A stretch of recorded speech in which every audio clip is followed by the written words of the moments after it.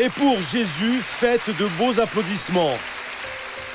Nous allons au livre des Hébreux, le chapitre 12, le verset 1er. Nous avons lu ces deux versets lors de tous les cultes ici cette semaine et Dieu nous a beaucoup illuminés. Et ce que vous allez entendre aujourd'hui va beaucoup vous aider car cela est nécessaire. Ne restez pas à croire que vous êtes une personne qui est spéciale. Des fois, il y a des personnes sournoises qui tentent follement de voler la gloire qui est de Jésus pour elles. On dit ainsi aux Hébreux 11.2, donc nous aussi. Hébreux 12, les versets 1 et 2. Donc nous aussi, puisque nous sommes entourés d'une si grande nuée de témoins, rejetons tout fardeau et le péché qui nous enlace si facilement et courons avec persévérance l'épreuve qui nous est proposée.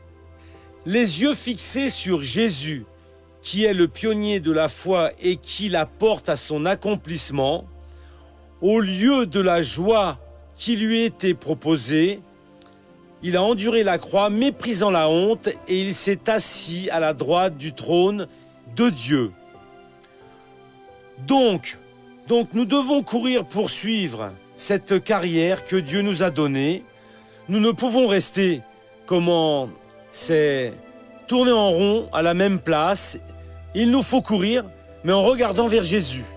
C'est sur ce point que je suis en train d'emphasiser ces jours-ci. J'ai senti de Dieu qu'il y a une grande révélation ici. C'est quoi regarder vers Jésus?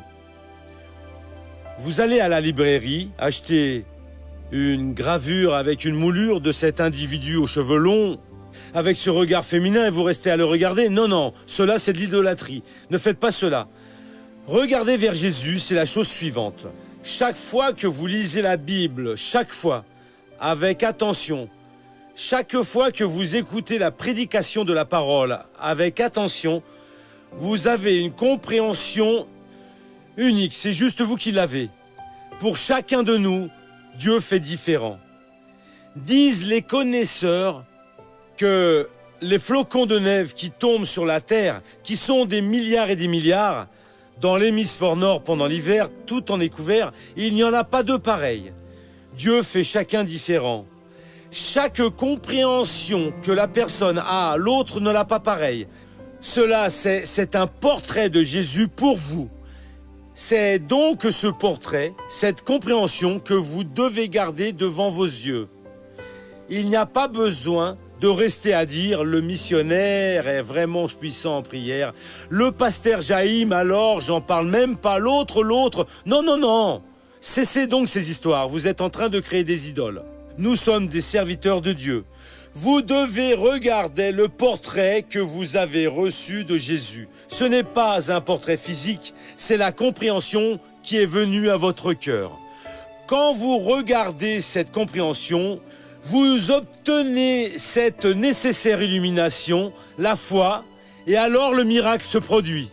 C'est dans l'évangile de Matthieu, au chapitre 8, que nous avons le récit de lépreux qui est allé jusqu'à Jésus. Matthieu, le chapitre 8, dit ainsi. Lorsqu'il fut descendu de la montagne, de grandes foules le suivirent. Un lépreux survint qui se prosternait devant lui en disant « Seigneur, si tu le veux, tu peux me rendre pur. » Et Jésus tendit la main, le toucha et dit « Je le veux, sois pur. » Aussitôt il fut pur de sa lèpre. Ici, c'est très résumé, mais il y a beaucoup de choses ici pour que nous puissions comprendre ce que cet homme a fait. À cette époque-là, celui qui avait la lèpre était expulsé de sa maison. Il devait prendre soin de sa femme qui était malade, il devait quitter sa famille, il pensait que la lèpre était contagieuse. Ça pouvait être un jeune enfant, un nouveau-né, il devait quitter la maison et aller au champ. Il pouvait devoir s'occuper de ses parents. Il était expulsé de sa famille et vivait comme s'il était un animal féroce. Les villes étaient entourées de murs avec des portes. L'après-midi, il venait, il sonnait une cloche. Quelqu'un ouvrait un portillon et il jetait de la nourriture comme si c'était un animal. Il mangeait, s'en allait. Comment vous vous sentiriez si cela vous arrivait? Missionnaire, je serais la pire personne au monde, parce que nous avons besoin de la communion l'un de l'autre, de la famille. Vous seriez révolté, blessé. Voyez, c'est vivre véritablement comme un animal. C'est agaçant. Et vous voyez la maladie en finir avec vous. Ce lépreux a vu un jour une foule qui montait sur la montagne et Jésus là, devant toute cette foule. Comme il ne pouvait s'approcher d'aucun endroit, il est resté à écouter Jésus enseigner. Et Jésus, ce jour-là, a donné le sermon de la montagne, dont quelqu'un a dit que c'est la constitution du royaume des cieux. Ça a commencé avec les béatitudes. Il a enseigné toute la doctrine de base de l'évangile. Et après, il a terminé et Jésus est descendu, toujours accompagné d'une grande foule qui entourait Jésus. Mais ce que cet homme a entendu de Jésus quand il enseignait, ce qu'il a compris, a complètement changé sa vie. Nous ne savons pas ce que les autres ont compris, le bien que ça a fait aux autres. Mais ils ont tous eu la révélation de Dieu. Celui-ci était maintenant disposé à s'approcher de Jésus. Il était déjà satisfait. Si Jésus ne voulait pas le guérir, il n'avait pas la certitude s'il le voulait ou non. Peu lui importait. Maintenant, lui n'avait plus de rancœur. À présent, il avait la paix dans son cœur. Ainsi, il était bien avec Dieu. Il est resté à regarder, et c'était difficile de s'approcher. Comment est-ce qu'un lépreux, car la loi de Moïse lui interdisait de s'approcherait d'une personne saine ou d'un groupe? Il pourrait être lapidé. Mais quand la personne a une vision de la sorte, tant pis pour les difficultés, elle conserve cette vision, elle va prier, continuant de prier, et soudainement la porte s'ouvre pour elle. Quand il l'a vu, Jésus était disponible. Dieu va rendre Jésus disponible pour vous. Si vous êtes une personne avec une bonne intention, regardant vers Jésus, le docteur peut avoir dit quoi que ce soit à votre sujet. Mais si vous regardez vers Jésus, Jésus guérit ce désarroi. Vous pourrez être la personne la plus offensée. Le diable a travaillé et réellement missionnaire, il a beaucoup travaillé. J'ai de la haine dans mon cœur, une frustration, j'ai une grande déception.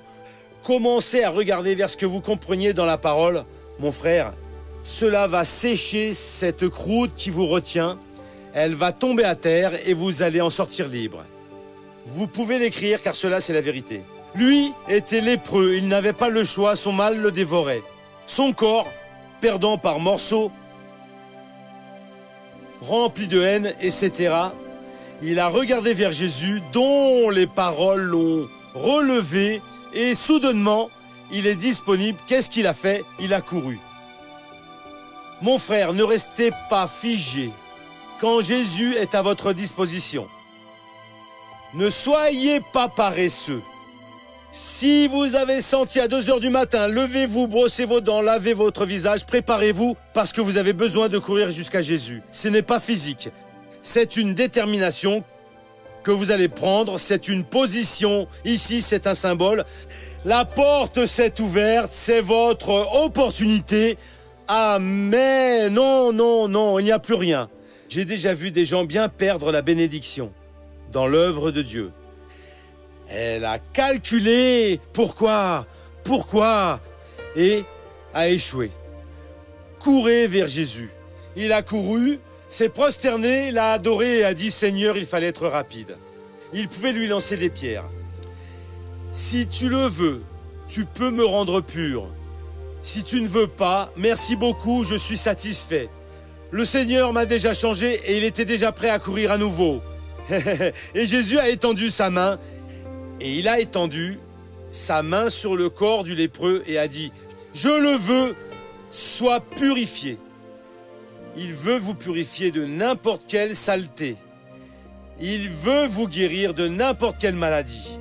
Il veut vous relever de toute chute Jésus veut faire de vous tous un homme, une femme, dans la totale acceptation de la parole.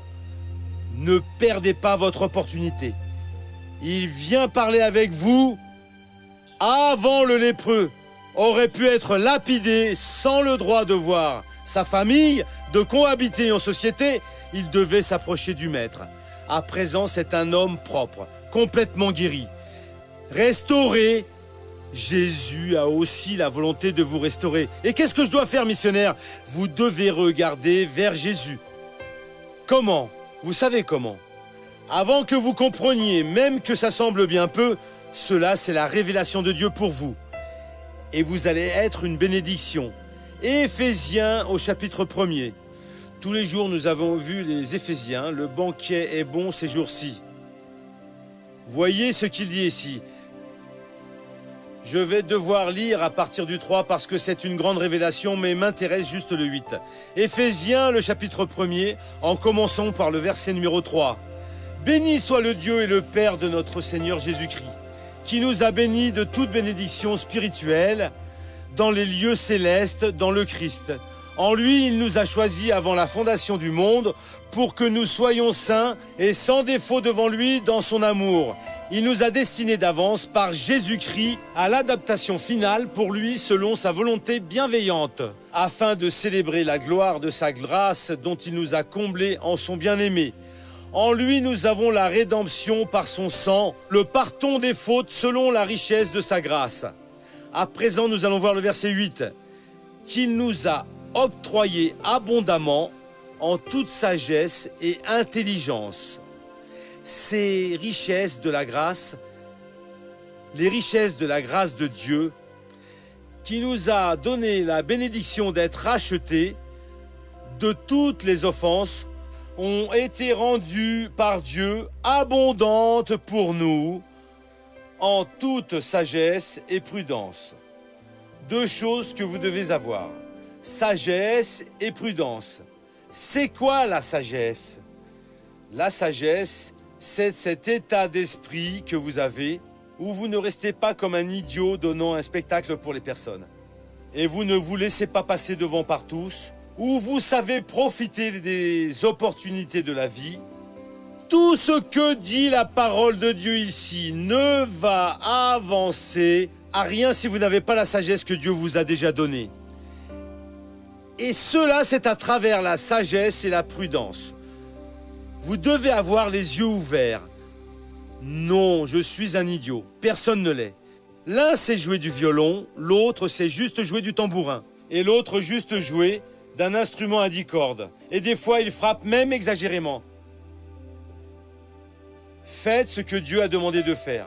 Ne restez pas à regarder les missionnaires en disant « je voudrais être cette personne ». Non, non, vous devez être ce que vous êtes. C'est la compréhension que Dieu vous a donnée, ça ne change pas. Toutefois, vous devez faire preuve de sagesse et de prudence.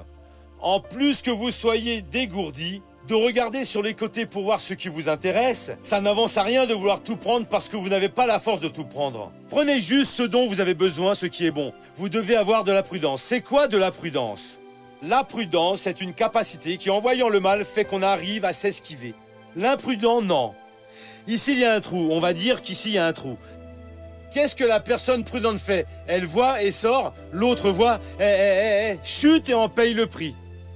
Dieu est en train de dire que tout cela est à vous par le biais de la sagesse et de la prudence, qu'il a rendue abondante pour nous en toute sagesse et prudence. Si vous n'avez pas de sagesse et de prudence, secouez-vous. Regardez vers Jésus et dites « Jésus, j'en ai besoin parce que les richesses de ta grâce qui ont été rendues abondantes sont seulement en moi, si j'ai la sagesse et la prudence. Et ça va arriver au nom de Jésus. Je vais reprendre le dessus. Mon frère, vous allez réussir. Vous allez être une bénédiction et Dieu va accomplir sa parole. Amen. Allons maintenant au feuilleton de la vie réelle.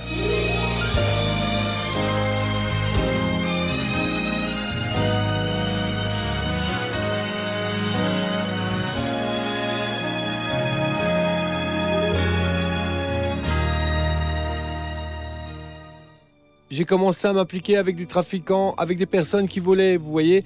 J'ai commencé à m'engager avec eux et j'ai commencé à prendre de la drogue. Et j'ai fait usage de drogue et sans m'en apercevoir, cela m'a beaucoup porté préjudice. La première drogue que j'ai commencé à fumer a été la cigarette. J'ai commencé à par goûter, j'ai aimé.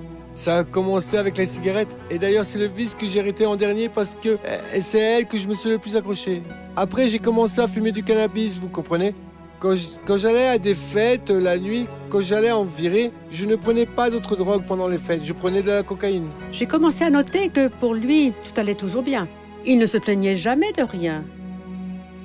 Sauf que quand s'approchaient les jours où il partait en virée, il exigeait, parce qu'il fallait qu'il y aille, il fallait de l'argent.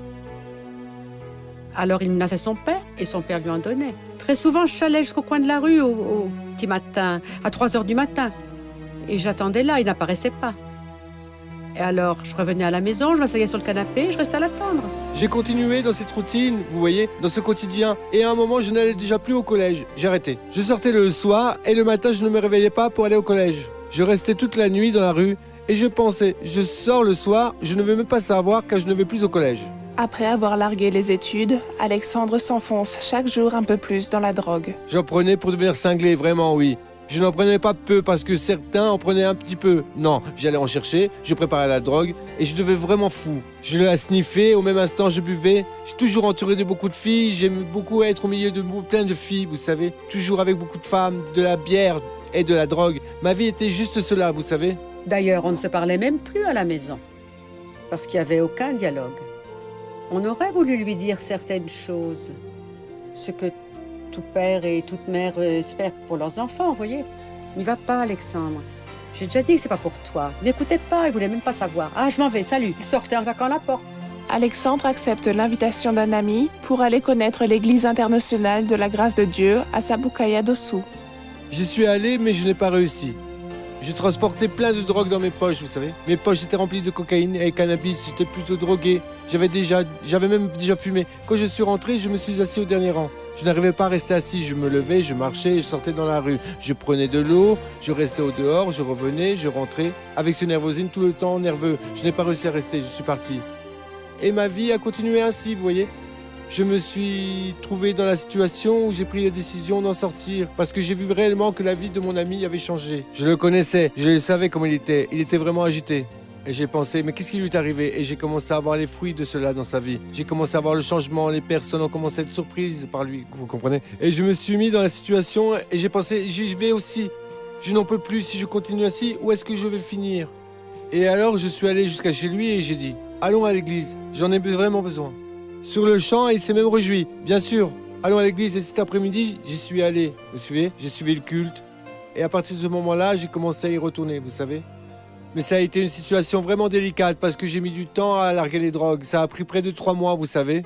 J'allais à l'église, mais en même temps, j'allais à des fêtes, je prenais de la drogue, vous comprenez? Comme j'étais le premier de la famille à aller à l'église, ça a été une situation très difficile. Il n'y avait personne qui puisse prier pour moi, qui puisse m'expliquer comment c'était. Je ne connaissais pas le péché, vous savez. J'allais à l'église, j'écoutais la parole, et je ne savais même pas ce que c'était, vous comprenez? Il s'est baptisé. J'ai commencé à voir le changement en lui à la maison. Il a commencé à changer.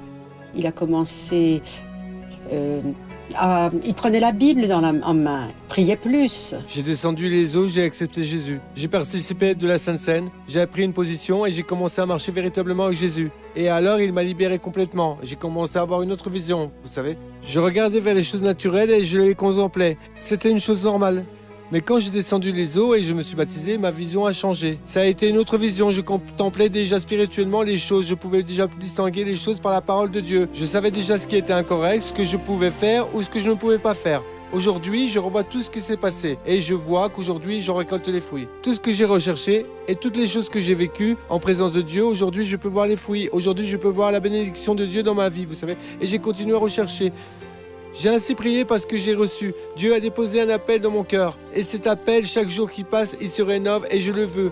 Mon rêve est d'être pasteur, vous savez. Aujourd'hui, je peux vous dire que c'est un homme béni. Il a fallu que naisse un fils de moi, que j'ai un enfant, pour que je connaisse Jésus, grâce à Dieu. Amen mes frères, gloire à Dieu. Et comme il a changé, de complètement drogué, il faisait toutes les choses de travers en pensant que c'était correct, et maintenant non. Il sait rechercher Dieu, il sait que Dieu a un appel. Qui sait? Si dans votre vie aujourd'hui, avec cette parole que Dieu a donnée, vous allez faire de même. Donc je vais regarder vers Jésus missionnaire. Je ne vais pas regarder le vice, je ne vais pas regarder les menaces de l'ennemi, je ne vais pas regarder mes échecs. En regardant vers Jésus, vous vous relevez et Dieu va vous fortifier. Et Dieu va faire de vous une bénédiction. Nous allons maintenant à la première question. Missionnaire, comment savoir qu'un don spirituel est à peine pour un ministère déterminé? Je pense que les dons spirituels, ils sont neufs. Ils sont donnés pour une fin profitable. Et non pour que la personne gaspille ou fasse de cela un usage personnel. Je pense et je crois que Dieu peut et m'emploie dans les 9 dons du Saint-Esprit en accord avec la nécessité. Et donc, s'il m'a donné ce ministère-ci, il m'ouvre la porte et quand ça a été nécessaire, j'ai été utilisé des fois dans la prophétie, dans le discernement, dans la langue, dans l'interprétation, dans la parole de la connaissance, dans la parole de sagesse, dans la foi, dans les dons de guérir et dans l'opération des merveilles. Et je ne suis pas préoccupé si je possède ou non possède le don, je veux que Dieu m'utilise. Seigneur, je crois que le Seigneur m'a oint avec le Saint-Esprit, m'a donné le pouvoir pour faire ton œuvre et j'ai besoin de cette capacité. La même chose. Mais quel don je détiens? Pourquoi? Pourquoi Dieu m'a donné ce don? Non. Si je sais qu'il m'a donné, je vais utiliser ce don pour toutes les personnes. Quand je sens dans mon cœur de prier pour une maladie déterminée, j'ai l'entière certitude que vont se produire des miracles puissants. Parce que si Dieu a parlé, ça ne peut être différent. Et des fois, nous sommes même surpris avec autant de bonnes choses que Dieu a fait. Laissez-moi bénir ceux qui sont dans leur foyer, Père, au nom de Jésus. Je vais bénir toutes ces personnes qui sont dans leur foyer, qui ont maintenant besoin du toucher de tes mains. Cette personne qui ressent maintenant une douleur au mollet de la jambe droite, Père, guéris ce mollet droit à présent. Père, libère cette personne de ce poids dans le dos. Et merci beaucoup car je vais utiliser ton pouvoir. Tout mal qui est dans cette personne sort, disparaît, au nom de Jésus. Amen.